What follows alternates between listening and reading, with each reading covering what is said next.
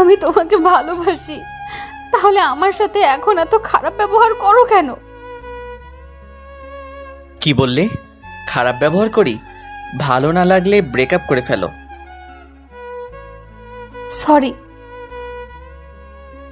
কিসের সরি? সব কিছুতে তোমার সরি। রিলেশনই রাখবো না তোমার সাথে।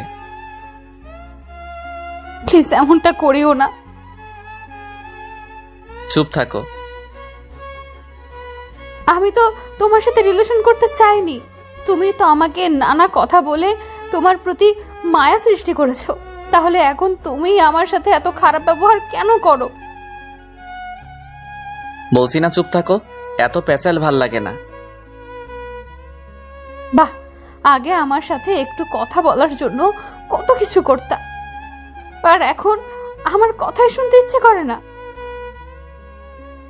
ধুর, ফোন রাখলাম, বাই বলেই কলটা কেটে দিলাম আর বন্ধ করে দিলাম। ধুর, আর ভাল লাগে না ওরে, সহ্য হয় না। কেন যে এত প্যারা দেয়। যাক, শান্তিতে একটা ঘুম দেওয়া যাবে। সকালে ঘুম ভাঙার পর ফোনটা অন করলাম। অবশ্য সারা রাত চার্জে বসিয়ে রাখছিলাম। ফোন অন করার সাথে সাথেই পাখির কিচিরমিচির মতো শব্দ করে এতগুলো মেসেজ আসলো। দেখলাম 51টা মেসেজ, সবগুলোতেই সরি আছে। আর এক একটা মেসেজ যেন এক একটা রচনা। আমি সারমর্মের মতো ইটস ওকে বলে রিপ্লাই করলাম। দেখি সাথে সাথে ফোন দিছে। ফোন দিয়েই মেয়েটা কান্নাকাটি শুরু করছে। আচ্ছা, মাত্র ঘুম থেকে উঠলাম, এর মাঝে কেউ ফোন দিয়ে কান্নাকাটি শুরু করলে কি ভালো লাগে? মেজাজটা খুব খারাপ হয়ে গেল। তুমি এই ন্যাকামি করার জন্য ফোন দিছো? তুমি জানো আমি আজ সারা রাত ঘুমাইনি। তো আমি কি তোমাকে নিষেধ করছিলাম? না, কিন্তু তুমি রাগ করে ফোন কেটে দিলা। আমি কিভাবে ঘুমাই বলো? জানি না, সকালে না খেলে খেয়ে নিও। রাখছি। খেয়ে নিও মানে কি? বলো যে খেয়ে আসো, পরে কথা বলছি। আজব তো, তোমার কাছ থেকে আমার কথা শিখতে হবে? ধুর, তোমার সাথে আমার রিলেশন করাটাই ভুল হয়েছে। সব কিছুতেই তোমার ভুল ধরতেই হবে। আচ্ছা আচ্ছা, সরি, আমি খেয়ে নিব, তুমিও খেয়ে নিও। যা ইচ্ছে হয় কইরো, বাই। এই মেয়ে তো খুব আজব, শান্তিতে ঘুমাতে দিবে না, আবার ঘুম থেকে উঠলেও বকবক শুরু করবে। কেন যে এইটার সাথে রিলেশন করছিলাম? অন্য কেউ হলে কবেই চলে যেত। সারাদিন বন্ধু বান্ধবের সাথে মজা করেই কাটিয়ে দিলাম। ও অনেকবার ফোন দিছিল, কিন্তু রিসিভ করিনি। বন্ধুরা যখন বলছিল কিরে এত ফোন দিতেছে কে, তখন বলছিলাম আর বলিস না, একদম তেজপাতা করে দিছে জীবনটাকে। বলেই সবাই হো হো করে হেসে উঠলাম। রাত্রে বাসায় ফিরে নিজেই ফোন দিলাম।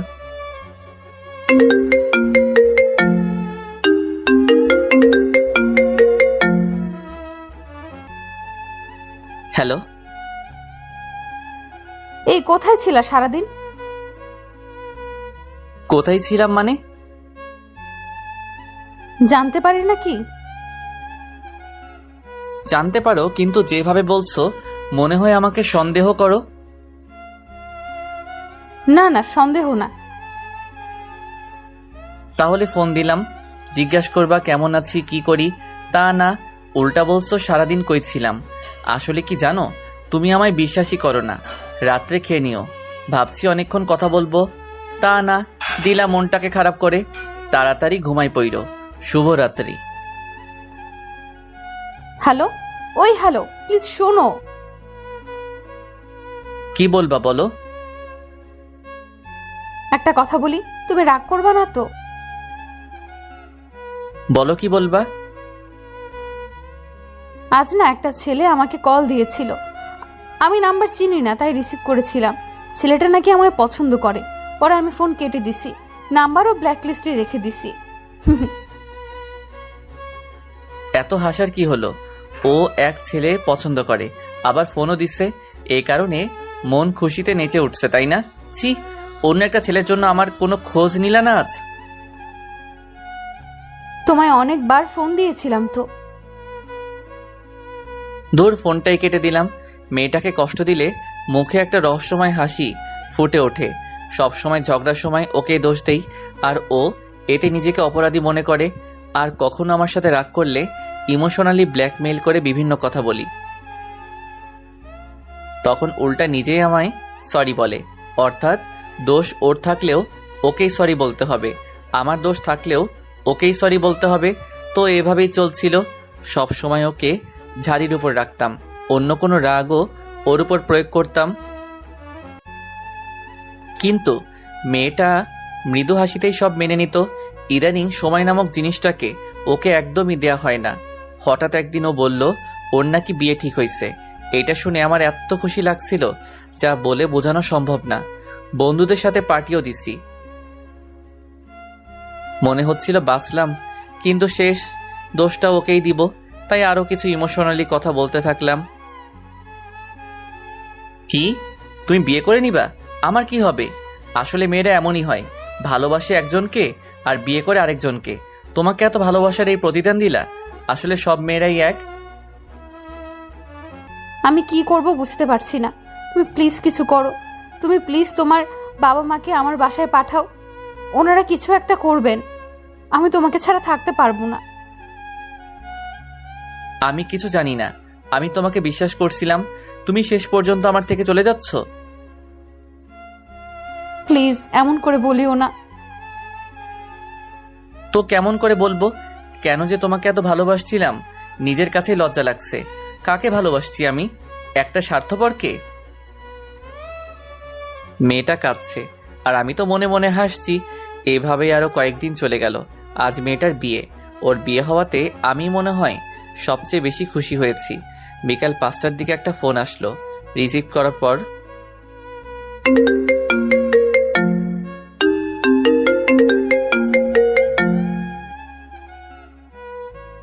খুব ইচ্ছে ছিল তোমাকে নিয়ে বাকিটা জীবন কাটিয়ে দেওয়ার, কিন্তু তা আর হলো না। আচ্ছা তুমি কি একটা সত্যি কথা বলবা? তুমি কি আমার সত্যিই ভালোবাসছিলা? হ্যাঁ। জানি না এটা সত্য নাকি মিথ্যা। তুমি প্লিজ ঠিক মতো খাওয়া দাওয়া করিও। আমি তো তোমার আর খোঁজ নিতে পারবো না। রাত করে বাসায় ফিরবে না কেমন? খুব তো বলতা আমি তোমাকে প্যারা দেই। আজ থেকে আর দিব না। প্লিজ ভালো থেকো, নিজের যত্ন নিও। তোমাকে চিরতরে মুক্ত করে দিলাম। পরপক্ষ চলে আসছে, আর কথা বলতে পারবো না। তুমি আমায় কিছু বলবা না? হ্যাঁ, ভালো থেকো।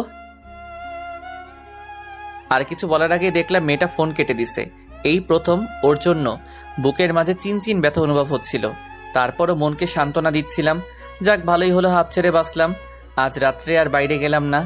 মনের অজান্তেই ফোনটা বন্ধ করে চার্জে দিয়ে ঘুমিয়ে পড়লাম। সকালে ঘুম ভাঙার পর যখন ফোনটা অন করলাম, আজ আর পাখির কিচিরমিচির শব্দের মতো কোনো মেসেজ আসলো না। তখন খুব রাগ হলো। ভাবলাম ওকে ফোন দিয়ে কয়েকটা ঝাড়ি দেই। পরক্ষণে মনে হলো ও তো আর নেই, মেসেজ দিবে কে? আমি বা কাকে ঝাড়ি দিব? কেমন যেন অদ্ভুত এক শূন্যতা অনুভব করতে লাগলাম। মনটা ঢুকরে কেঁদে উঠল। যখন দাঁত ব্রাশ করে মুখ ধুইতে গেলাম, দেখলাম চোখগুলো কেমন ভিজে যাচ্ছে। ফ্রেশ হয়ে বাইরে বের হলাম। সারাটা দিন কোনোভাবে কাটাইলাম। আজ সারাদিন একবার ওর ফোনটা কেটে দিতে হয়নি, কারণ ফোনই তো আসেনি। কাটবো কিভাবে? বাসায় ফিরে কেন জানি ওকে আরো বেশি মিস করতে লাগলাম। না, আজ কোনো মেসেজ বা ফোন আসেনি। অনেক কষ্টে ঘুমাইলাম। পরদিন সকালেও সেম ঘটনা ঘটলো। আজ ওকে আরো বেশি মিস করতে লাগলাম। সময় যতই যাচ্ছে ততই ওর কথা তত বেশি মনে হতে লাগলো। একটা সময় ঘরের দরজা বন্ধ করে পাগলের মতো কাঁদতে লাগলাম। আমার মন শুধু বলছিল, এর জন্য তুই দায়ী। যখন ভালোবাসা পেয়েছিলি তখন তো সেটা অবহেলা করেছিলি, আজ তবে কেন কান্না করতেছিস? ঠিকই তো, প্রথমে আমি ওর পিছে পিছে কত ঘুরতাম, ও আমাকে পাত্তাই দিত না। কত কি বলে ওরে রাজি করাইছি, কখনো কষ্ট দিব না তোমায়, সারা জীবন ভালোবেসে যাব, আমি সব ছেলেদের মতো না, কখনোই তোমার চোখে পানি আসতে দিব না, খুব ভালোবাসবো তোমায়। এরকম কত কি বলতাম। আর ভালোবাসা পাওয়ার পর কতই না অবহেলা করেছি। ও আগে আমাকে প্রায়ই বলতো, ভালোবাসা হারিয়ে গেলেই বোঝা যায় তা কি ছিল, কিন্তু তখন কথাটার মানে বুঝতাম না। এখন বলি, যদি একটাবারও বুঝতে পারতাম ভালোবাসা হারানোর পর আমার এত কষ্ট হবে, তাহলে কখনই তা হারিয়ে যেতে দিতাম না। এখন মাঝে মাঝে খুব কান্না করে বলতে ইচ্ছে করে, একবার ফিরে আয় প্লিজ, কখনোই কষ্ট দিব না তোকে। তুই রাগলে যেভাবেই পারি রাগ ভাঙাবো, কোনো মিথ্যে বলবো না, খুব ভালোবাসবো তোকে, কখনোই আর অবহেলা করব না। প্লিজ ফিরে আয়, তোর সাথে যে খুব মন খুলে কথা বলতে ইচ্ছে করে। এরকম অনেক না বলা কথাই রয়েছে ওর জন্য, কিন্তু ও আর ফিরে আসবে না। আমার এত কিছুর জন্য তো আমিই দায়ী। ভালোবাসার জন্য একসময় সবাই পাগল থাকি, কিন্তু যখন আমরা সত্যিকারের ভালোবাসা পেয়ে যাই তখন সেটাকে আর মূল্য দেই না। অবহেলায় তা হারিয়ে ফেলি, হারানোর পরই বোঝা যায় তা কি ছিল, কতটা কষ্টের। ভেবে দেখুন তো, আপনি চাইলেই বাড়ি গাড়ি সব করতে পারবেন, টাকার জন্য রূপের জন্য অনেকেই আপনাকে ভালোবাসবে, কিন্তু সত্যিকারের ভালোবাসা পাবেন কি? না, পাবেন না। তাই কেউ যদি সত্যিকারের ভালোবাসা পেয়ে থাকুন, প্লিজ তা হারিয়ে যেতে দিয়েন না। এখন হয়তো তা আপনার কাছে বিরক্ত লাগতে পারে, কিন্তু যখন সেটা হারিয়ে যাবে বুঝতে পারবেন কি হারিয়েছেন জীবন থেকে। এক সময় খুব কাঁদবেন, কিন্তু তখন তাকে আর ফিরে পাবেন না। তাই ভালোবাসাকে হারিয়ে যেতে না দিয়ে ভালোবেসে ভালোবাসাকে ধরে রাখুন। যদিও এটা আমার লাইফ স্টোরি না, তবে আমরা এইভাবেই সত্যিকারের ভালোবাসাগুলোকে অবহেলা করে থাকি। হারানোর পর বুঝি সে কি ছিল লাইফে। বাই দ্য ওয়ে, গল্পটি কেমন লেগেছে তা অবশ্যই জানাতে ভুলবেন না।